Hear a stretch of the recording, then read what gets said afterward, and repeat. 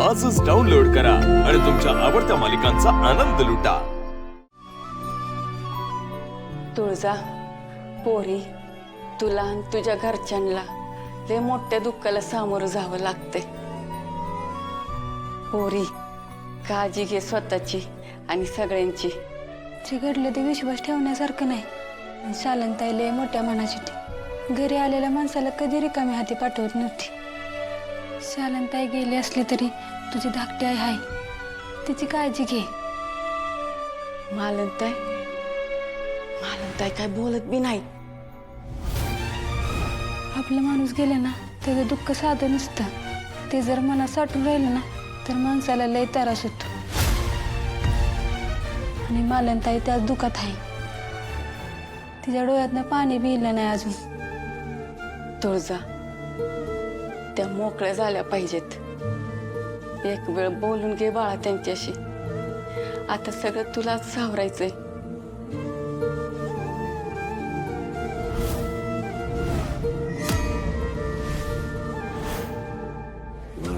नाही या सूर्यांचा मोबाईल मधला मेसेज वाचला तर सगळेच मुसळ केरात जायचं। ही शालनपट जाताना शांत नाही गेली। आता करावं तर काय करावं, कसा ताब्यात घ्यावा तो मोबाईल।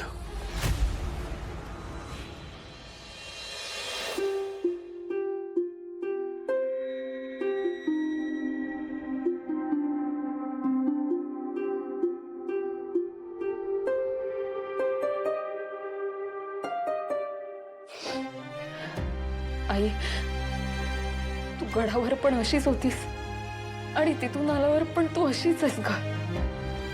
आईच्या शेवटच्या क्षणी पण काहीच बोलली नाहीस तू, फक्त बघत राहिलीस तिच्याकडे।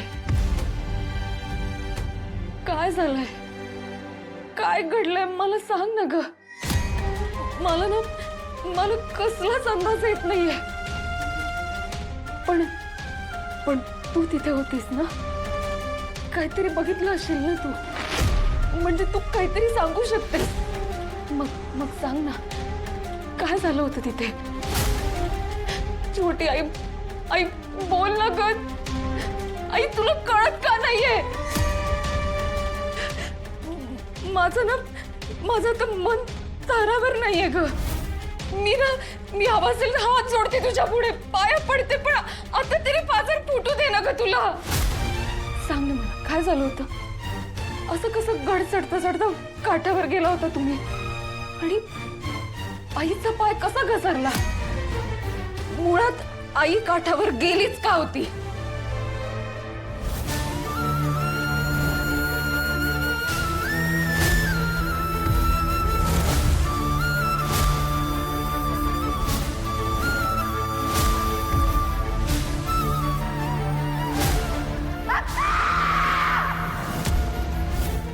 आणि तू हे सगळं होत असताना तू शांत कशी बसलीस का? का काही ओरडली नाहीस? का लोकांना बोलवलं नाहीस तू? आई, माझी आई गेल्यापासून ना मला फक्त तुझा आधार आहे का? पण तू जर अशी शांत बसलीस तर मी कोणाकडे बघायचं? तुला माहिती आहे ना माझा आईवर आणि आईचा माझ्यावर किती जीव येते। मग सांग ना, काय झालं होतं? काय घडलं होतं तिथे नेमकं? बोल ना ग प्लीज, काहीतरी सांग मला। छोटी आई बोल ना ग। हे बघ, तिथे ना फक्त तू एकटी होतीस, त्यामुळे नेमकं काय झालं, कसं झालं हे तुला नक्कीच माहिती असणार आहे। आणि तरी तू मला सांगत नसेल ना, तर मग कसं आई म्हणू मी तुला? सांग मला तूच। मी माझ्या आईला गमावलंय ग, पण तू तुझी मुलगी गमवू नकोस एवढंच सांगते मी तुला। हे बघ, आज ना उद्या लोक तुला नको ते प्रश्न नक्कीच विचारतील, तुझ्यावर संशय घेतील। त्यापेक्षा ना आत्ता काय ते बोल आणि मोकळी हो। बोल, हा, काय झालं होतं? काय बघितलं होतंस तू? बोल ना माझ्याशी, काहीतरी ते बोल।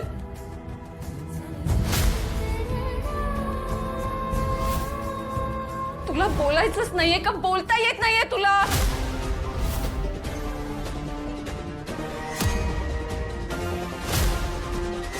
तुझी वाचा गेली?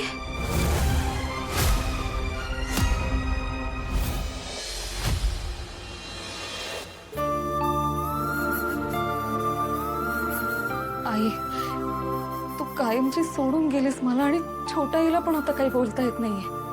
आईचं असं झाल्यामुळे वाचा गेली असणार आहे तिची. आईला पाय घसरून पडताना बघितलं असेल तिने, म्हणून धक्का बसला असणार आहे तिला. पण आता नेमकं काय झालं, ती दरीत कशी पडली हेही तिला आता विचारता येणार नाही. तिच्याकडे बघून ना असं वाटतं की तिला काहीतरी सांगायचंय, काहीतरी बोलायचंय तिला. पण वाचा गेल्यामुळे तिला काहीच बोलता येत नाहीये. खरंच आईचा पाय घसरून पडली म्हणून धक्का बसला असणार आहे का तिला? दुसरं कशाचं बसणार? शालनात्याने मालनात्या नुसत्या सवती नव्हते, त्या बहिणीसारख्या होत्या. त्या कायम एकमेकींचं मन जपायचे, कायम एकमेकांना सांभाळून घ्यायचे, कायम सावलीसारख्या एकमेकांच्या सोबत असायचे. आता मालनात्याची सावली तिच्या डोळ्यासमोर सोडून गेली म्हणल्यावर तिला धक्का तर बसणारच ना. पण मालनात्या एवढी लांब थांबली असताना शालनात्या त्या टोकावर गेली का असेल? आणि तिथनं पडली कशी काय ती? नक्की काय घडलं असेल तिथं? तेच तर कळत नाहीये मला. हे कोडं सोडवायचं तरी कसं? तिथे फक्त आई आणि छोटी आई या दोघीच जणी होत्या. मग कसं शोधायचं सत्य? काय करू म्हणजे या सगळ्याच्या खोलात जाता येईल मला? मला खरंच कळत नाही आता. आपल्याला शांत डोक्याने विचार करावा लागेल, कारण हे जेवढं दिसतंय ना त्याच्यापेक्षा लय भयंकर आहे असं वाटायला लागले मला. मलाही का कोणास ठाऊक असंच काहीतरी वाटतंय. हा ना नकळत घडलेला अपघात नाहीये, पण ह्याच्या मागे ना नक्कीच काहीतरी लपलंय. पण काय? आत्या जिथनं पडली ती जागा गडावर जाणाऱ्या पायऱ्यांपासून लय लांब आहे. तिकडे कशाला कुठला माणूस जाईल? आणि समजा गेलाच काही कारणानं तर तिथं उतरण नव्हती, कारण मी आत्याला बघायला खाली उतरलं तेव्हा ती लय पुढे पडली होती झाडामध्ये. पाय घसरून जरी पडला माणूस तर एवढा लांब कशाला जाईल? मुळात एवढ्या टोकावर आत्या गेलीच का असेल? कदाचित गड चढताना धाप लागली असेल म्हणून बसायला गेली असेल तर. पण धाप लागल्यावर एवढ्या धोक्याच्या ठिकाणी बसायची काय गरज होती? तिथं बसायला पायऱ्या पण आहेतच की. हो, पण पायऱ्यांवर का बसली नाही ती? आणि छोट्या आईने तिला दरीकडे जाऊच कसं दिलं? ती का नाही तिच्या सोबत गेली? या सगळ्याचा विचार करता करता ना असं वाटतंय की की नजरेसमोर जे दिसतंय ना त्याच्यापेक्षा नक्कीच काहीतरी वेगळं घडलेलं आहे. कदाचित आत्या जाताना तेच सांगण्याचा प्रयत्न करत होती, पण तिला काय सांगायचं होतं हे शेवटपर्यंत नाही कळू शकलं.